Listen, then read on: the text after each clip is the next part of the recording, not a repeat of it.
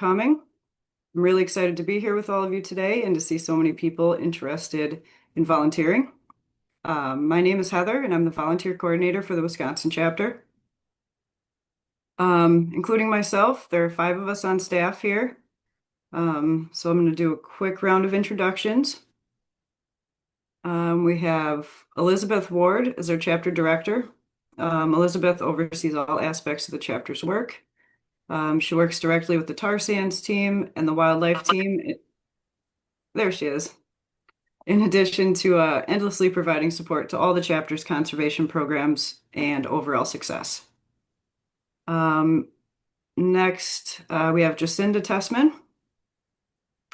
Jacinda's our operations manager and works most directly providing support for our fundraising, finance, volunteer, and membership programs, and oversees the operational and administrative aspects of the chapter. We'll go to Cassie Steiner next. Cassie is our senior campaign coordinator and works on priority issues, including our Beyond Coal campaign, public lands, and equitable transportation. In their role, Cassie also coordinates our online and print communications and supports our equity committee and volunteer programs. And then we have Jadine Sonata. Jadine is our, there she is. Jadine is our campaign coordinator and works on a variety of issues, including Beyond Coal, tar sands, and water. In addition, Jadine supports our legislative committee and equity committee. I know these introductions were brief and I didn't cover all of the roles, as each staff member provides support and contributes in so many ways. All right, now that I've covered who we are, let's take a minute to reflect on where we are. We're going to put a list of the Wisconsin tribes and the link to find out whose land you're on in the chat. So the Wisconsin chapter office is located in Madison, Wisconsin, and on the traditional lands of the Ho-Chunk. We acknowledge their presence and history, as well as their continued efforts to protect and respect the environment and lands that we share with them today. So tonight, as we gather from all across the state, we acknowledge the indigenous people of Wisconsin and recognize the lands on which we live.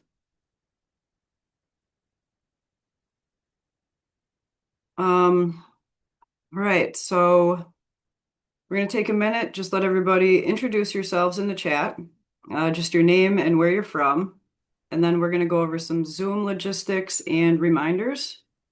All right, so just a reminder, I guess, please stay muted when you're not speaking. To do this, you can click on the audio icon in the bottom left of your screen. You are muted if there is a red line through that microphone. We're going to take a couple of screenshots throughout the night. So if you don't want to be in those pictures, turn off your camera. If you have any questions during the presentation, please put them in the chat. You can do this by clicking on the chat icon on the bottom of your screen, typing your comment or question, and then clicking the arrow at the bottom right of that box. One important thing, we ask that you all change your display name to include your first and last name. This makes it much easier for us to take attendance and get the right people connected with the right teams and roles. To do this, click on the participants icon in the bottom of your screen. A box should pop up. You hover over your name, click on the 3 dots on the right, and then click rename, type your first and last name or your last name initial, and then click change. After the presentation, we are going to jump into breakout rooms for anybody who has questions that they need answered. There's not much to it. You just hang tight and we'll get you set up in a breakout room.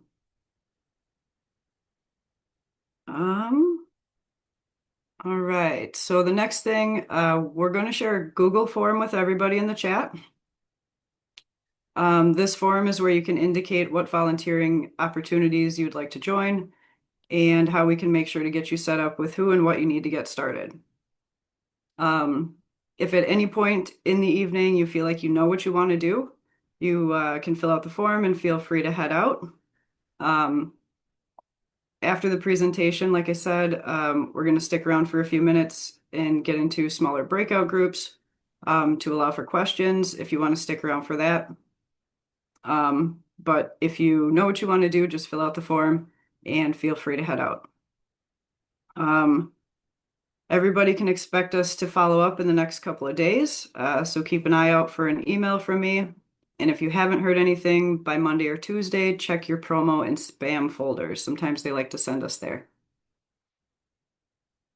All right. I think that's all for logistics and stuff. So I guess we'll get started with an intro to the Sierra Club.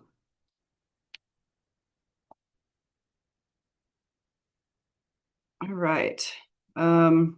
Oh yeah, just a reminder, make sure you have a pen and paper so you can write down any volunteering related questions that you have throughout. All right, so what is the Sierra Club? The Sierra Club is a nationwide environmental advocacy organization.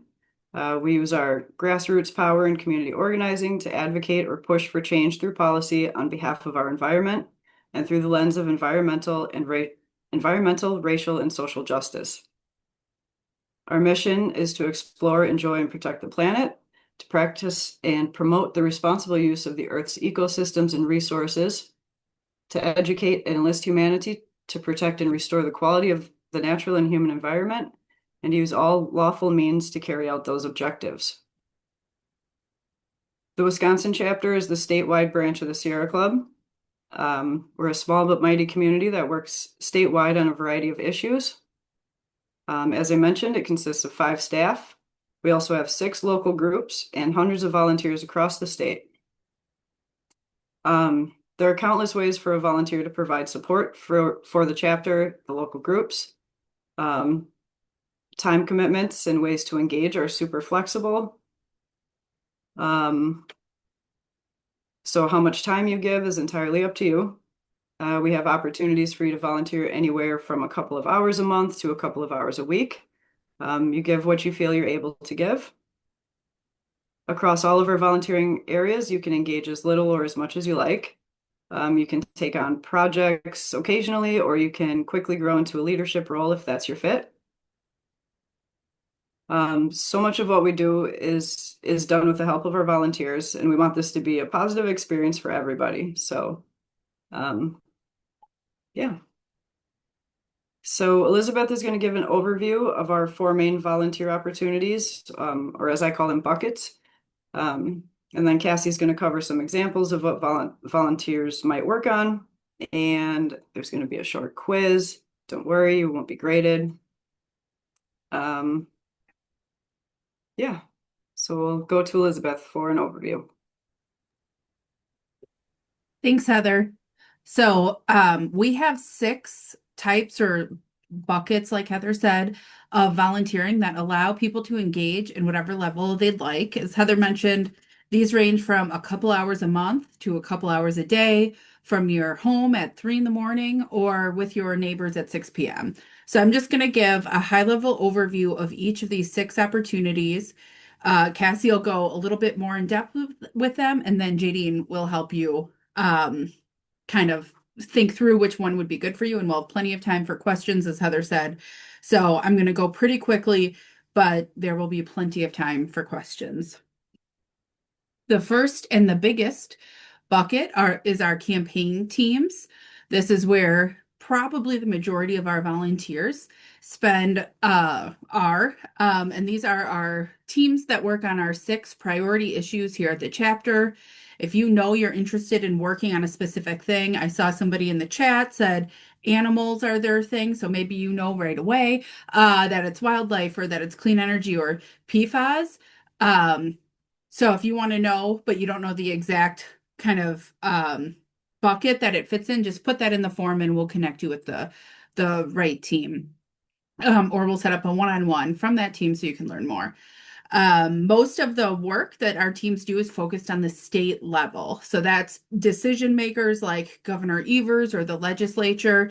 If you're interested in working on the federal level or like the president or Congress or local level, we have different parts of the Sierra Club that do that. So these are our six main campaign teams. The Transportation Access and Equity team works on our transportation work. So both stopping unnecessary highway expansions, but also increasing walking, biking, and transit opportunities. The team's main focuses are expanding transit and supporting local bus systems and working on proposals to expand the highways in both Milwaukee and Madison. Our next team, which is has the huge bucket of work or huge swath of work, is our clean energy team or our coal to clean energy team. This team both works to get rid of fossil fuels in our electric sector, so retire coal plants and stop any new fossil plants like a lot of the methane gas plants we're seeing introduced. The team also works to ensure that everybody's electricity rates are affordable. And now, within the past 6 months or so, this team also takes the lead on our work to stop the worst impacts of data centers and put guardrails up on data centers. The next team is our public lands team.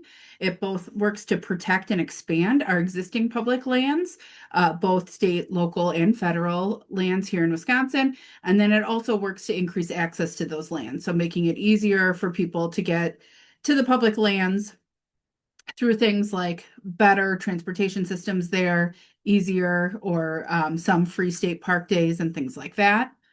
The fourth team is our clean water team. You can probably guess what that does. It makes sure that everybody in the state has safe drinking water. The priorities of the team right now are PFAS or forever chemicals, concentrated animal feed operations or CAFOs or factory farms, stopping the pollution from those, and getting funding for lead pipe removal around the state.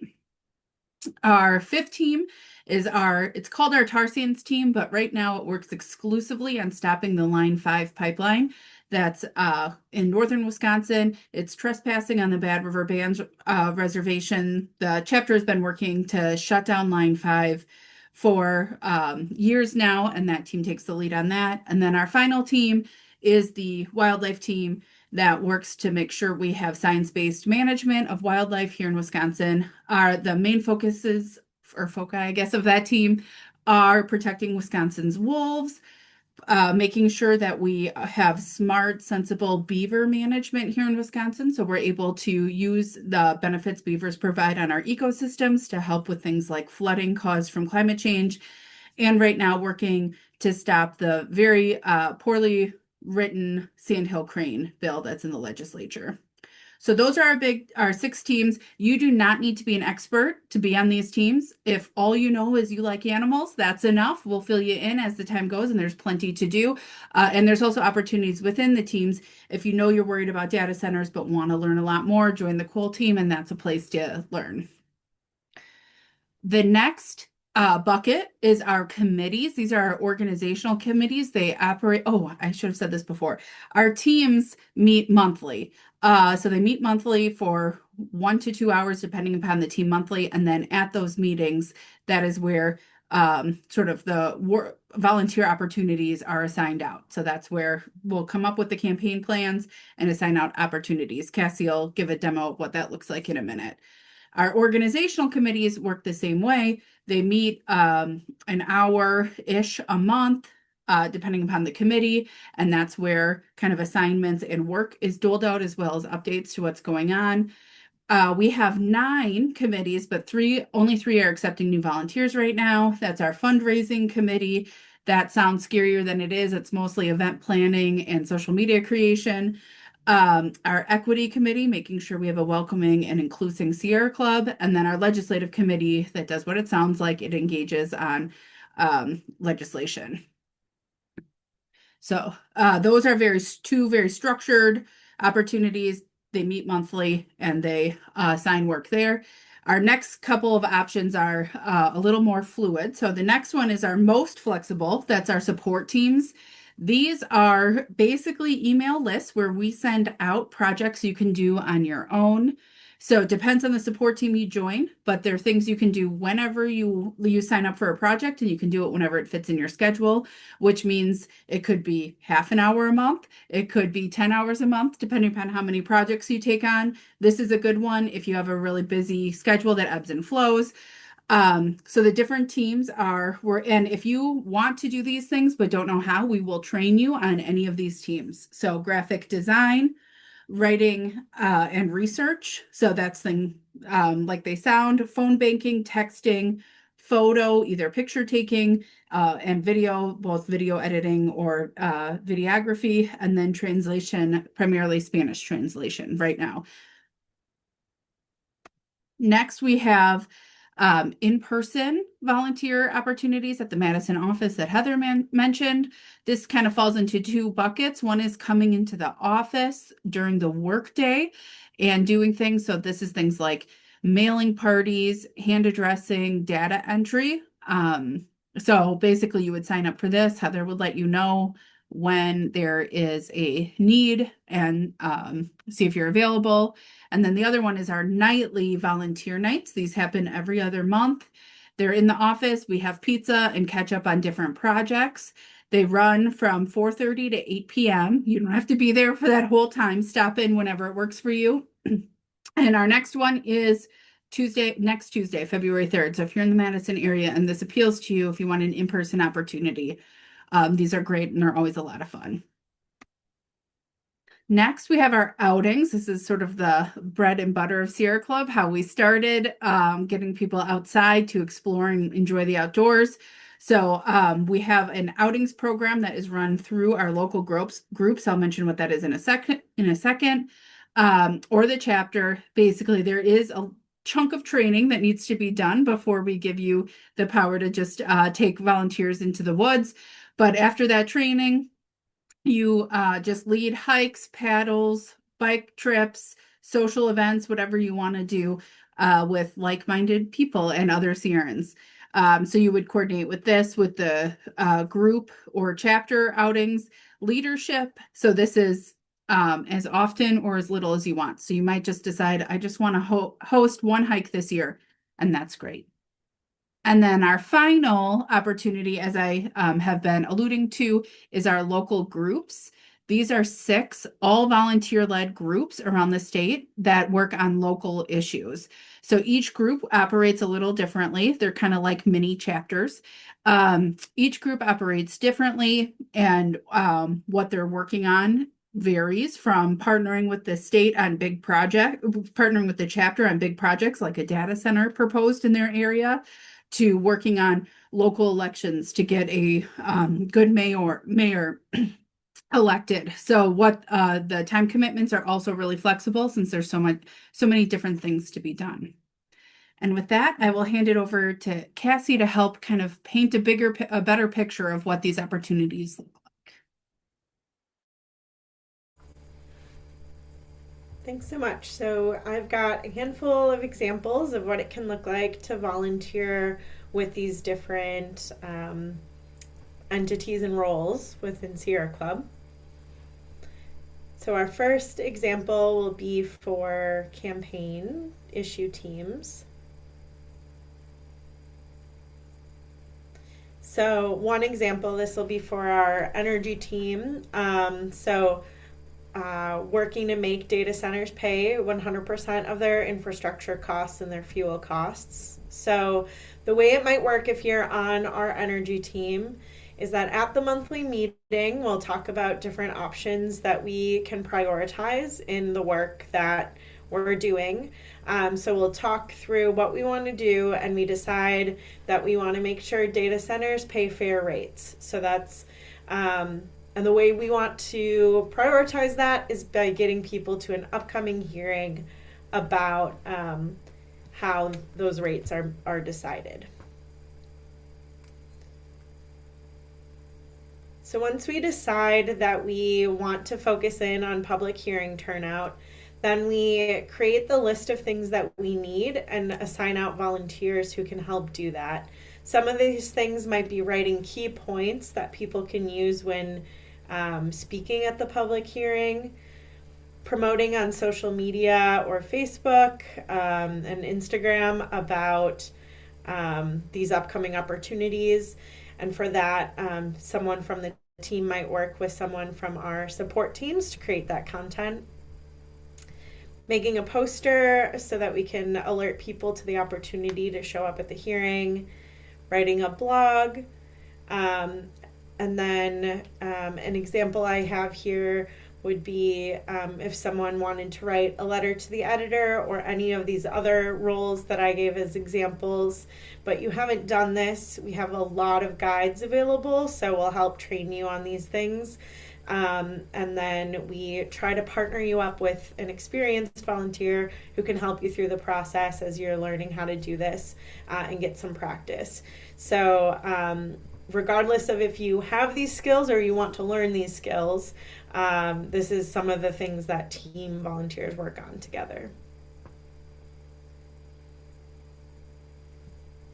After we create the materials we need to spread the word, then we think about how to actually get the word out. And so this is where some more of that like interaction might be instead of just producing materials on your own. So this can look like door knocking with other Sierra Club members, tabling at events or local businesses, hosting a webinar. And again, a lot of this we're playing we plan together, and so if you haven't done something before, you can work collaboratively and share your ideas and get learn the ropes as we go.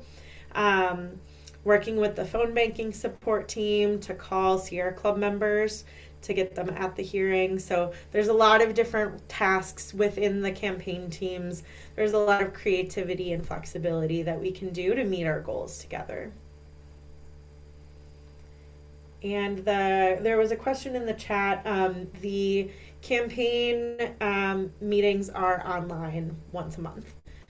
And then once everybody does their tasks, hopefully we win, right? Public Service Commission forces data centers to pay for their infrastructure and their fuel.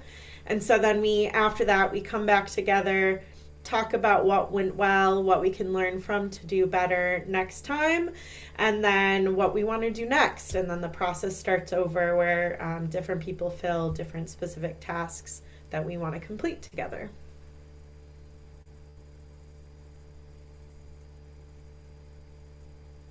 So that was our campaign teams. Here's an example from a committee. This is similar in structure where we have monthly, approximately, online meetings for our committees where we decide together what we're doing and who's doing what. And so an example here is from our fundraising committee planning a thankathon, so hosting a way to thank people who donated to the Sierra Club last year.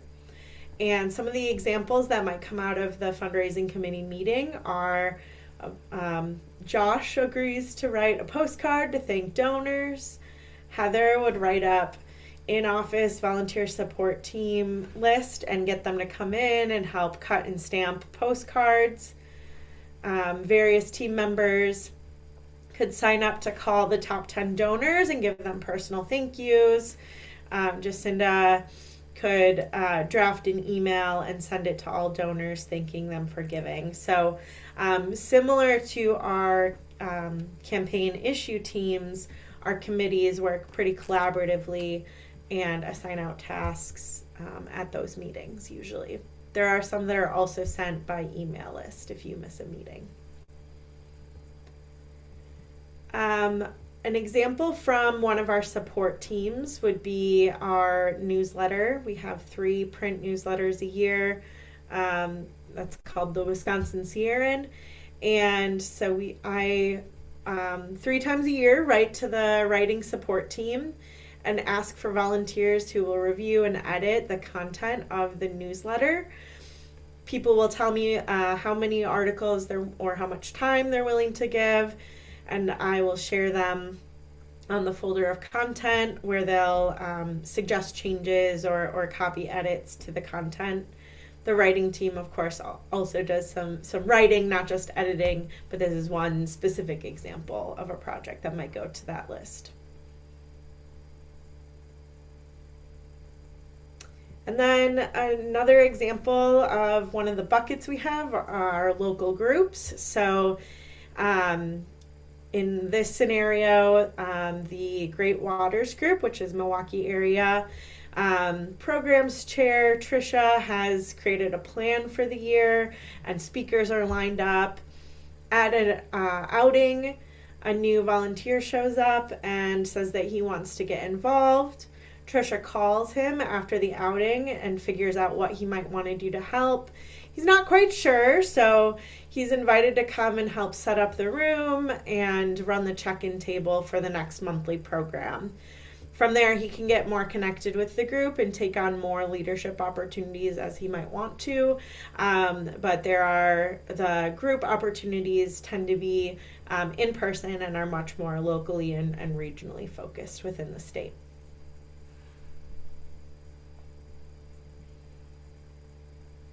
So just to summarize, our teams and our committees are, we figure out the plan together, and at our meetings and via the email list, we figure out collectively and collaboratively who's doing different tasks. A lot of the work that our teams especially do are influenced by external deadlines. So the Department of Natural Resources might have a comment deadline, or there might be a public hearing. And so those are things that we have to consider on top of things that we can control, like when we host an educational event. Our local groups are very collaborative, entirely volunteer-led, and pretty flexible. Each local group has had different focuses, so it might look like planning educational programs, leading outings, working on campaigns that are local to the local group area.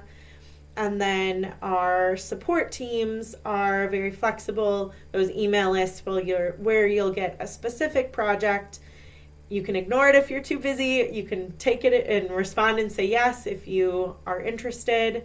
And then we help you through the project. And then this overlaps both at the chapter level and the local group level. Outings leaders are the people who host our outing, so leading hikes or other events to get people outside and connect them with nature. So those are the different types of roles and how tasks are decided. I'm going to check the chat to see if there are any questions. There was a question about is there a chair or a coordinator of each of the campaign teams? They're split up among staff, so there's a staff support on each of our 6 priority issue teams. And then we don't have like a formal chair structure. It's a little bit more non-hierarchical than that. So it's pretty collaborative, but if you have a lot of time to give and a lot of passion, you can, fill more and more time. There's always more that we can do. There's so much to protect our environment. And then I see more questions coming in, but I'm going to pass it to the next on the agenda. We'll have time at the end in breakout rooms to ask more detailed questions.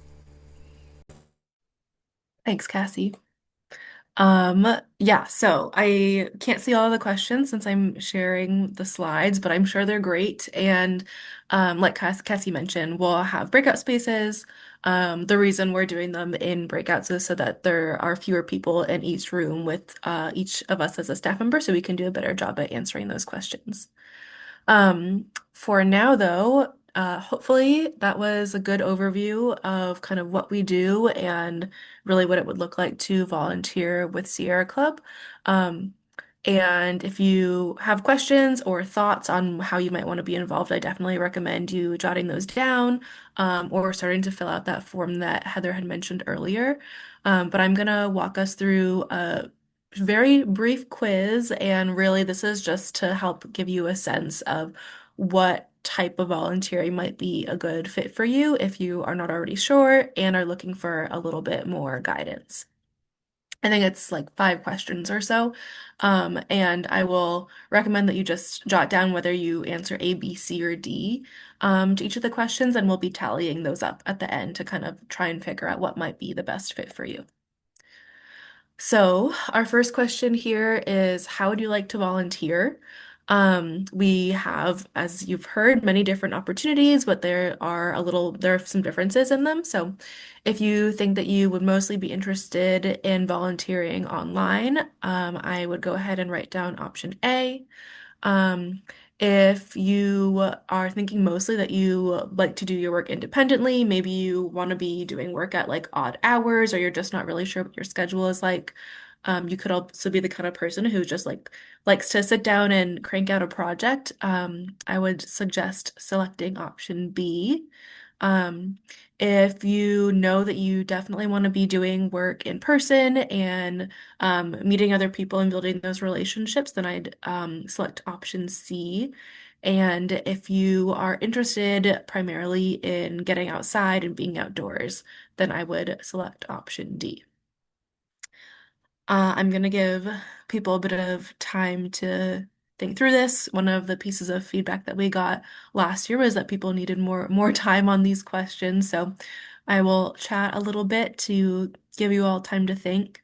But it's not super serious, and so if you're really hesitant or not sure, it's really not a big deal, and we're happy to talk more and follow up after this, or in the Q&A afterward, to answer your questions and figure out what would be best for you. And Jadine, since you can't see, there's tons of answers flying into the chat, so people are thinking through the options you gave them, and we're seeing a really great mix. So this is awesome. If you can definitely keep dropping it in the chat, everybody, or take notes on your piece of paper. We will have answers at the end if based on what you answer these questions. So just keep track mentally. Thanks, Cassie, and thank you, everybody. Yeah, hopefully this is helpful. The one other thing that I was going to mention, just to give us a little bit more time and maybe be helpful, is that just because, for example, option A here says mostly online and C is in person, it doesn't mean that there aren't like flip opportunities.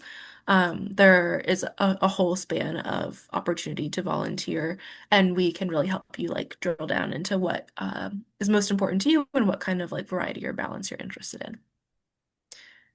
I'm gonna go ahead and go to the next slide. Just a second. So write down your answer now if you haven't already.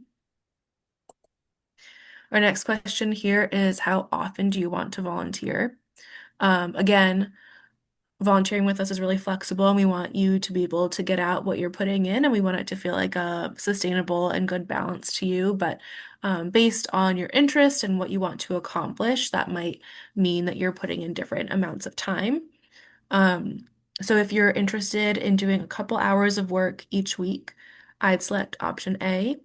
I'd also add for this option, knowing what this will lead to, could be a couple hours a week. It could be like variable. So depending on if there's something really big. Cassie had mentioned earlier in their example, organizing around a public hearing. And so maybe the week before and of the public hearing, you would be doing a little bit more work. And then some of the weeks that are not around a big event, you would have less work to do. Option B here is if you're interested in volunteering every few months.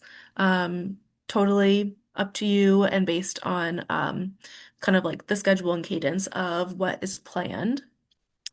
Option C here is to volunteer a couple hours a month.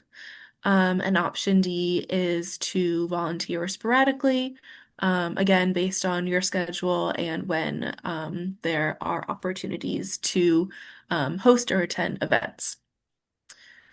So just once again, with all of these, even though we've tried to break out a little bit of the difference in time commitments between some of our most common volunteer options, it doesn't mean that you can't select any volunteer opportunity and make the time work for you and your schedule. I'll just give you all a couple more seconds to think through the time commitment that you're looking for. and also offer that if you start volunteering in one area and it feels like it's not the right fit, we're always happy to help you figure out if there's a different place that makes more sense, or talk through if it's too much time or not enough time and you want to adjust that as well. So with that, I'm going to move on to our next question. And this one is, who do you want to volunteer with? Um, Again, like I keep saying, there's a lot of flexibility in what is available, but these generally will hopefully help point you in a direction as to where to start. So option A is to be part of a team of people, all working towards the same goal, and you're really being collaborative.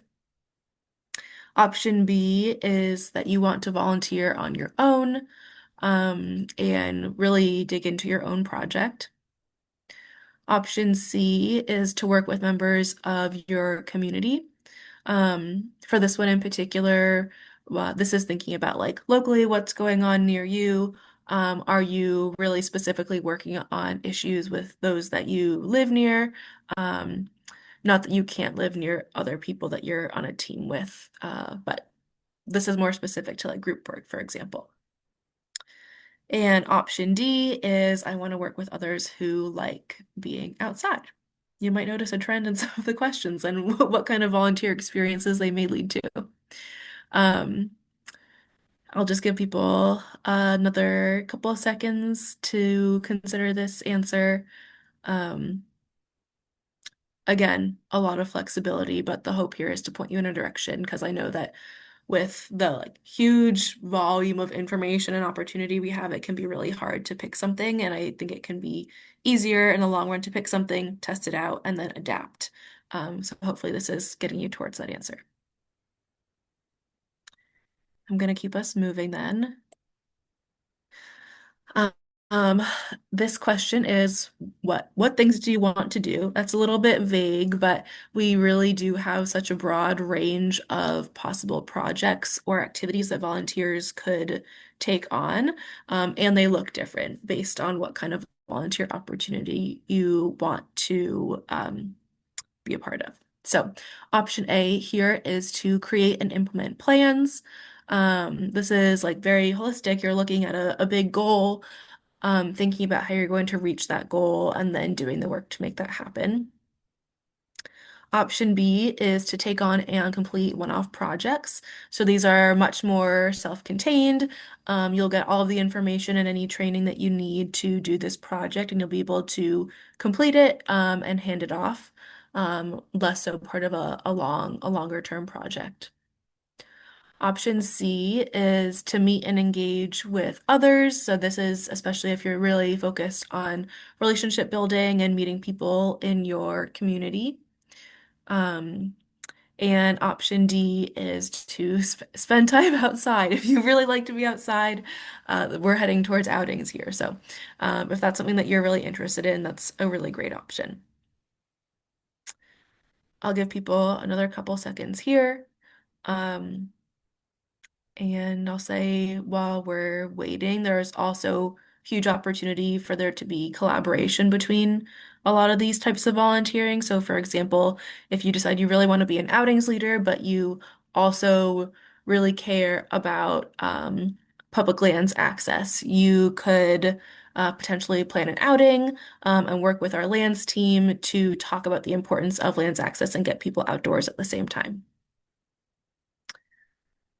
Okay, I'm gonna keep us going. And this is our last question before we get to our like, quote unquote results. Option A, oh sorry, the question is what do you want to focus on? Option A is that you're passionate about a particular issue, and so you might have less of a preference about what kind of work you're doing, but you know that you really want to move a particular issue or campaign forward. Option B is that you work on any issue, but you are really interested. I should have added this to clarify, but you're really interested in like a particular type of work. So Let's say that you have a bunch of experience making phone calls for political campaigns and you really want to bring that expertise to our environmental injustice work.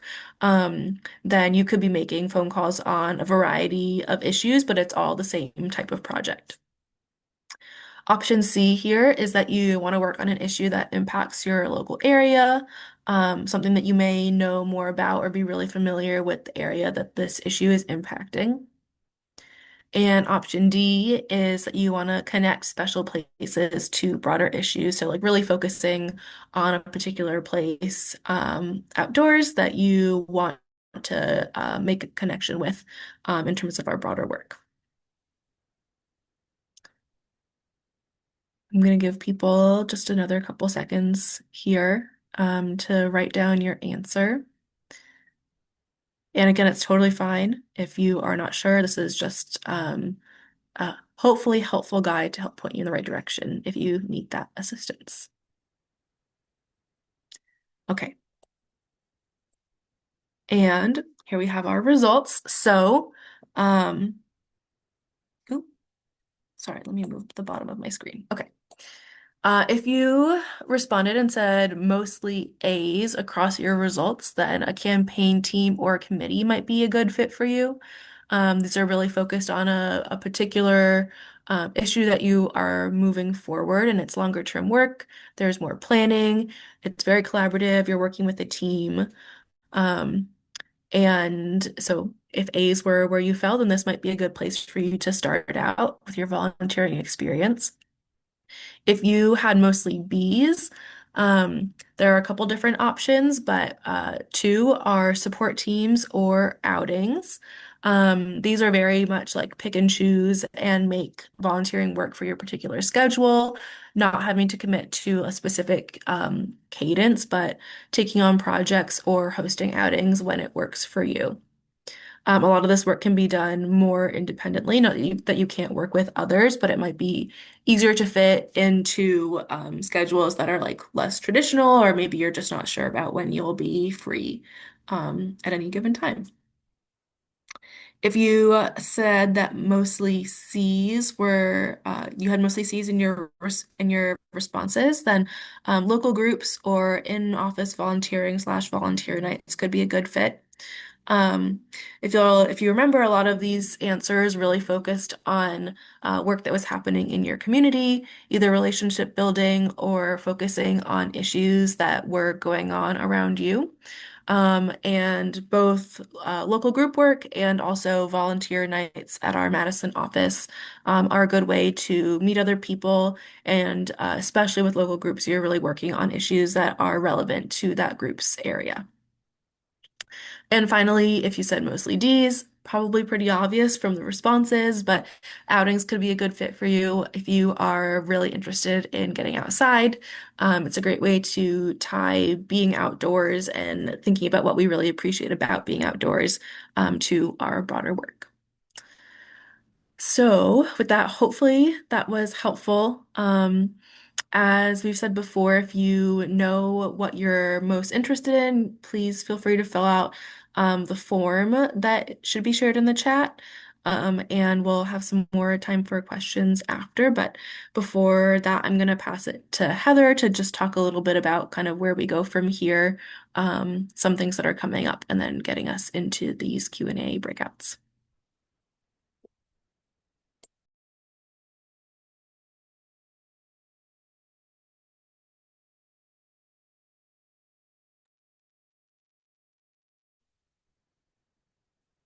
Right, thanks, Jadine. All right, so another reminder, we're going to keep reminding you just because this form is super important.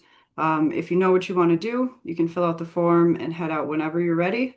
Otherwise, in a few minutes, we're going to break out.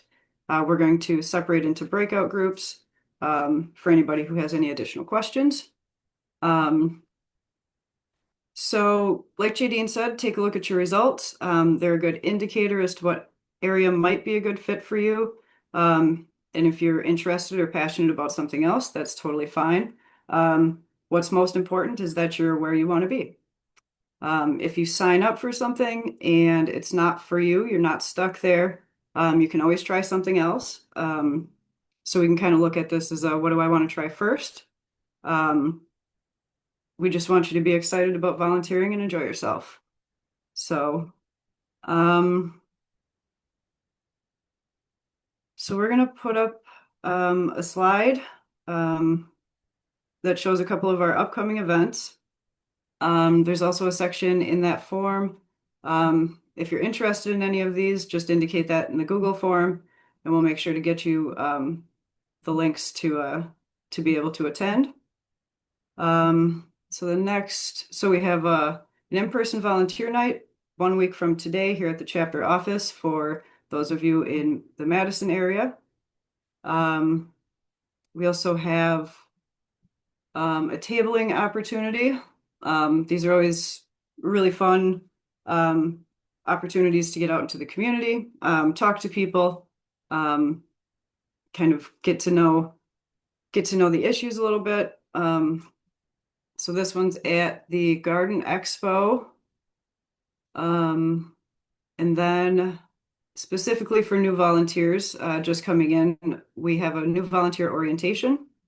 So it's going to cover in more detail a little bit about our structure, some of the volunteering roles, and tools for teams and groups to use when volunteering.